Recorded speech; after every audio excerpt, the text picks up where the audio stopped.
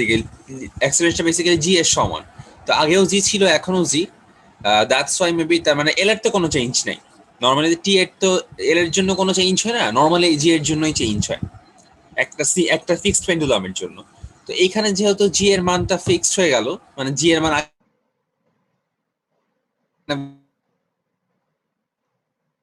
Most probably এটাই ব্যাখ্যা এখানে। আর্টিফিশিয়াল স্যাটেলাইটের এটা বি নাম্বারটা।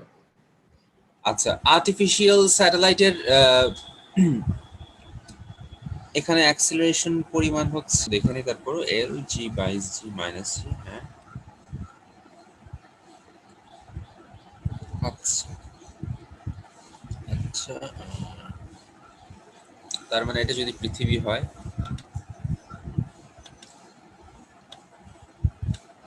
এটা যদি আর্টিফিশিয়াল স্যাটেলাইট হয়, তখন সেখানে রিভলভিং আর্টিফিশিয়াল স্যাটেলাইট। আচ্ছা, এটা আমরা মনে হয় একবার অ্যাপ্লাই করছিলাম এই ফর্মুলাটা, তাই না? নাম্বার 14 এ যেটা দেখতেছি, বোর্ড ক্রিয়েটিভ সলভ করার সময় রাওয়াজ একটা বোর্ড ক্রিয়েটিভ দেখাইছিল, সেখানে মেবি আমরা দেখছিলাম, তাই না? জি ভাইয়া, ছিল এরকম। আচ্ছা, ঠিক আছে। এই ফর্মুলাটা এখানে এখন এইভাবে, আচ্ছা তুমি কিভাবে করছো একটু বলো তো। ভাইয়া ওই v √g r²/r+h এটা ইউজ করছিলাম। h এর ভ্যালুটা নেগেটিভে আসে।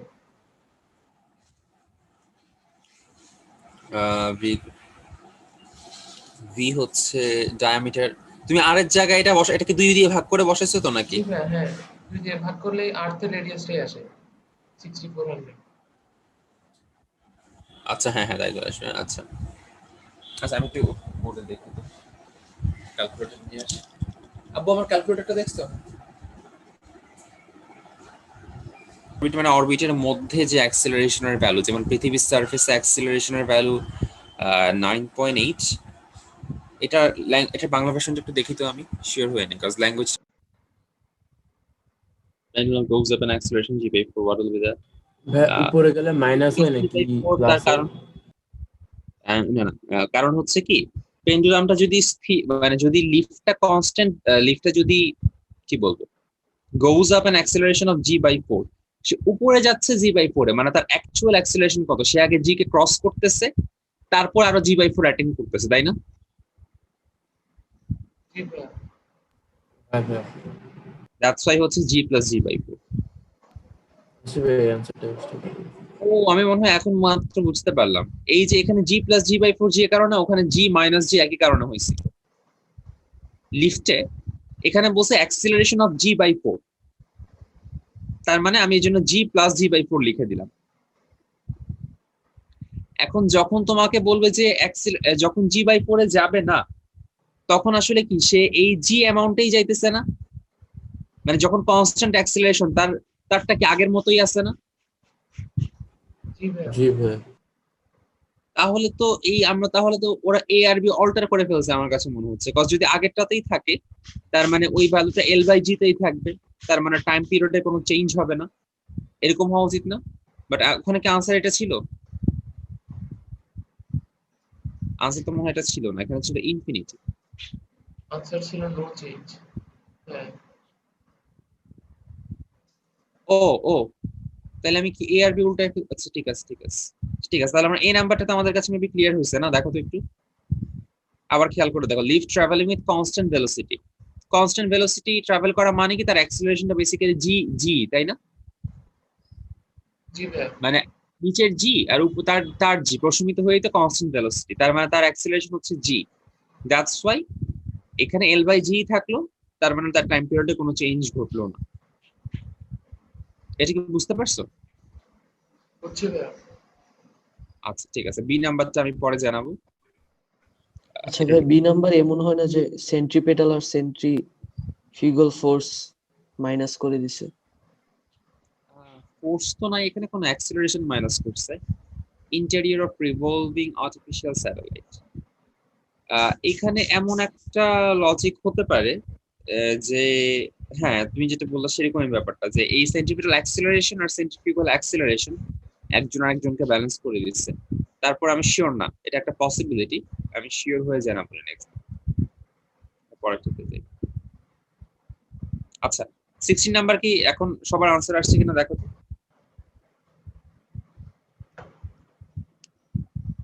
জি ভাই আসছে। আচ্ছা ভাই এই জিনিসটা যেটা আর কি মানে এখানে ল্যাঙ্গুয়েজটা যেটা লেখা if the pendulum goes up at an acceleration of g/4, এটা মানে কি এটা বোঝায় যে আগে জি ছিল এখন আমরা অ্যাড হয়ে এততে গেছে, জিনিসটা কি এরকম? আগে তো জি ছিল, জি এর সাথে আরো g/4 অ্যাক্সেলারেশন সহ উপরে যাচ্ছে নাকি? বুঝি না, একটু ভাই আরেকবার বলো তো। মানে ভাই এখানে যে ল্যাঙ্গুয়েজটা লিখলো আর কি pendulum goes up at an acceleration g/4, এটা হ্যাঁ, মানে কি এটা বোঝায় যে আগে তো জি ছিল, goes up at G an এর সাথে acceleration of g/4, তার মানে সে g/4 অ্যাক্সিলারেশনে উপরের দিকে যাচ্ছে। তাহলে ভাই এখানে আগের জিটা অ্যাড করা কেন লাগছে মানে কারণ তাহলে এটা হচ্ছে পেন, মানে এটা হচ্ছে লিফটের কত জি, মানে তার অ্যাকচুয়ালি সে কতটুকুতে যাচ্ছে, মানে সে তো যাচ্ছেই হচ্ছে ইয়াতে 5/4 তে, তারপর সেখান থেকে জি মাইনাস হয়, তার কাছে থাকলো 1/4 জি, সে অ্যাকচুয়ালি যাচ্ছে কত সেটা ক্যালকুলেট করে আমার কাজটা করতে হবে, এই ক্যালকুলেশনটা সেটা অ্যাকচুয়ালি কততে যাচ্ছে সেটা ধরেই করতে হবে। আচ্ছা ভাই বুঝছি।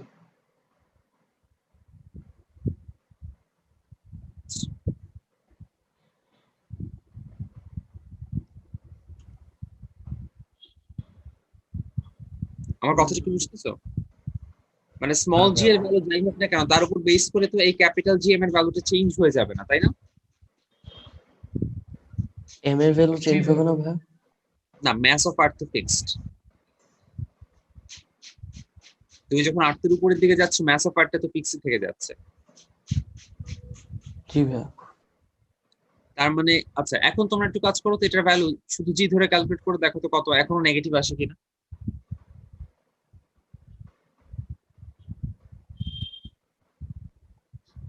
সেকেন্ড স্কোয়ার এটা বলে দিচ্ছে।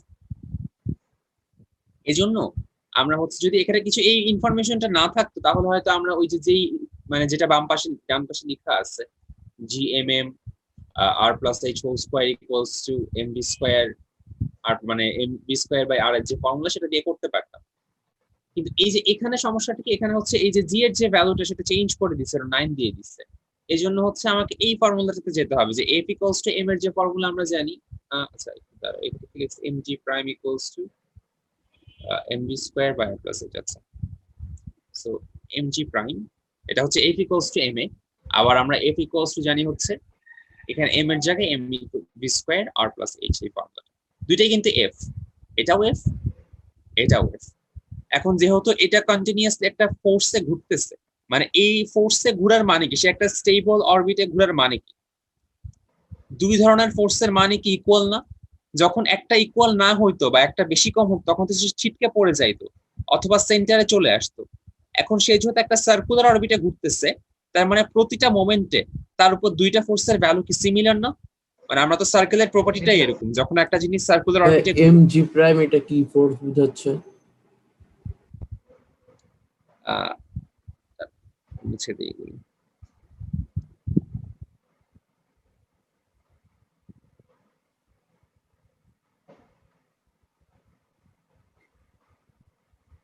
পেটাল ফোর্স সেন্টারের দিকে, আর MV square divided by R plus H যেটা সেটা হচ্ছে সেন্ট্রিফিউগাল ফোর্স, সেন্ট্রিপেটাল আর সেন্ট্রিফিউগাল।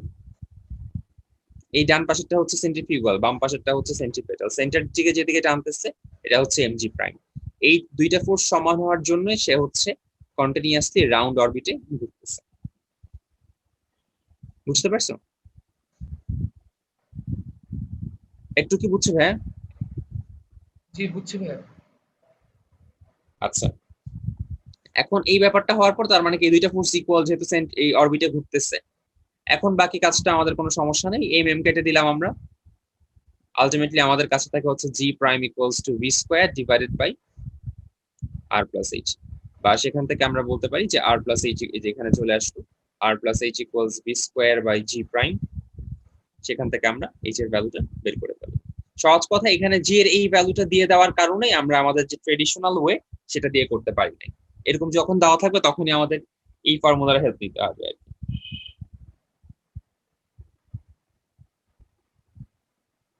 বুঝছি ভাইয়া।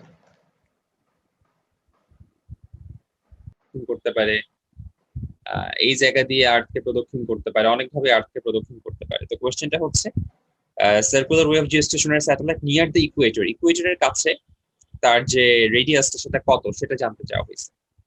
মানে সে যখন এই পথ দিয়ে ঘুরবে, এই ইকুয়েটরের চারপাশ দিয়ে ঘুরবে, তখন তার ঘোরার অরবিট মানে সেন্টার থেকে তার ডিস্টেন্সটা কত হবে সেটা জানতে চাওয়া হয়েছে। সো এখানে কোনো ভ্যালুই দিয়ে দেওয়া নাই, তার মানে আমাদের কিছু অ্যাজাম্পশন করে নিতে হবে যে মাস অফ আর্থ হচ্ছে 6 × 10⁻²৪। আর কোনো অ্যাজাম্পশন লাগবে না, আর কোনো অ্যাজাম্পশন নাই। সো এই অ্যাজাম্পটা করেই আমাদের height of from earth surface. দুইটা কোশ্চেন কিন্তু, রেডিয়াস অফ সার্কুলার ওয়ে আর সেকেন্ডটা হচ্ছে হাইট। দুইটা বেসিক্যালি একই কোশ্চেনই, একটু এক লাইন বেশি কম আর কি। ঠিক আছে, দেখাতে পারা যায় কিনা?